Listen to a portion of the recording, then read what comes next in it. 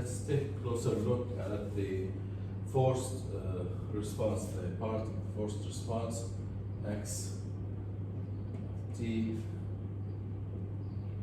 equals x cosine omega t, where x is f0 divided by omega n squared minus omega squared. Now x is the amplitude of the forced response. So let me see what amplitude I should expect for a certain applied force. Now let me simplify this side here. F0 was originally the amplitude of the applied force divided by the mass, normalized with respect to the mass, divided by omega and squared minus omega squared. Now I will divide the numerator and denominator by omega and squared. So it's f0 divided by m omega n squared, and omega n squared by omega n squared is 1, and omega squared divided by omega n squared. Now recall that omega n squared is k over m. So if I replace it by k over m, I will end up with f0 divided by k, 1 minus omega divided by omega n all squared. Now what is F divided by K? Recall that the force in a spring is Kx. So F divided by K is basically the deflection, X. Now F0 here is the amplitude of the excitation force. If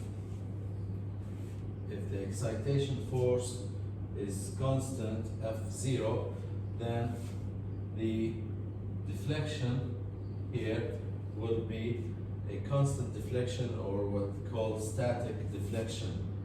Delta St equals F0 divided by K, and this is the static deflection.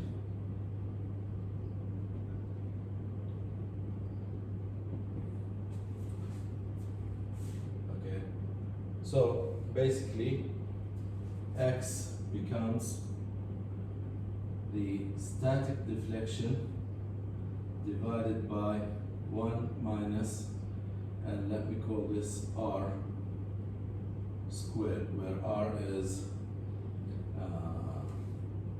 omega divided by omega n, the frequency ratio, the ratio between the excitation frequency and the natural frequency. Now, if I use the ratio X divided by delta static equals 1 over 1 minus R squared.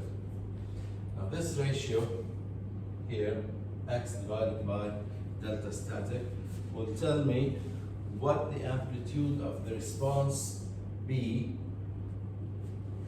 as a function of the frequency ratio. What happens to the amplitude compared to the static deflection if the force was static. Now, if you start with a static force and start sinusoidally changing this force, what happens? Does the amplitude of the response remains the same as the static deflection but changes sinusoidally, or does it grow up or shrink down? So what I will do, I will plot this ratio, the amplitude ratio, and see how it behaves with the change in frequency, excitation frequency omega. So if this axis is 1 over 1 minus r squared, and I will use the amplitude or the magnitude of the absolute value of this term, because I don't really, I'm looking for the amplitude, so I don't really care about the sign of the amplitude, this is basically also as x divided by delta static. This is the deflection ratio. And on the horizontal axis, I will have r, or omega divided by omega n. Now, let's inspect this frequency spectrum. At 0, when r is 0, that means that omega is 0. So basically, the force applied, if force applied here is F0 cosine omega t. So if omega is 0, the force applied is basically constant. And if you substitute 0 here, you will end up with 1 divided by 1, which is 1, which is what I expect. If I apply constant force, I will have the magnitude of the response equal to the static deflection. That's 1. Now, as r increases, becomes 1 over 1 minus some value. So now the numerator is higher than the denominator, and this term starts to grow up, okay, and it will grow up rapidly, nearly exponentially, until r is 1. When r is 1, 1 divided by 1 minus 1, that's 1 over 0, and that's infinity. So at r equals 1, the ratio becomes infinity. So this amplitude ratio starts to grow and goes exponentially to infinity at r equals 1, and then past 1, this term starts to grow up again. For example, for r equals 2, it's 1 minus 3, 1 minus 4, that's negative 3, 1 over 3. For r equals 100, it's 1 divided by 9,999, so that's closer, it's going closer to 0. So it starts to drop again after 1, but it does not drop to 1, it drops to 0 near infinity. And this is the ratio of the magnitude or the amplitude of the actual response compared to what static response would have been if the force was constant.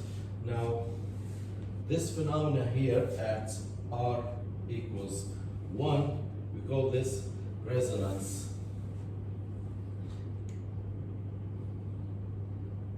And it's the most important concept in vibration, because this is where disaster happens. If your excitation frequency is equal to the natural frequency, then the response of the system will go to infinity. Goes to infinity, that means the system will break down. And this is resonance, and in vibration I will try to avoid this. I will try to stay away from resonance, because this is what damages systems.